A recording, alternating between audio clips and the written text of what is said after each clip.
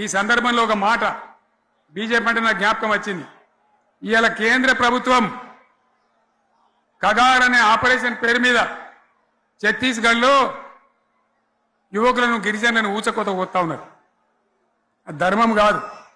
వీళ్ళు ఏమైతున్నది, నక్సలైట్లు ప్రతిపాదన పెడుతున్నారు. మేం ప్రభుత్వం దగ్గరకు వచ్చి చర్చలు చేయడానికి సిద్ధంగా ఉన్నాము అంటున్నారు. నేను కోరుతా ఉన్న కేంద్ర ప్రభుత్వాన్ని, బలమున్నది కదా అని చంపుకుంటా పోవుడు కాదు, అది ప్రజాస్వామ్యం కాదు. ఆపరేషన్ కగార్ వెంటనే ఆపేయండి. వాళ్ళని పిలిచి, ఆ నక్సలైట్లను పిలిచి డెమోక్రటిక్ స్పేస్ ఇచ్చి చర్చలు జరపండి. వాళ్ళు ఏం మాట్లాడతారో చూడండి. అది కూడా నల్లనా తెల్లనా దేశం ముందరికి రాని.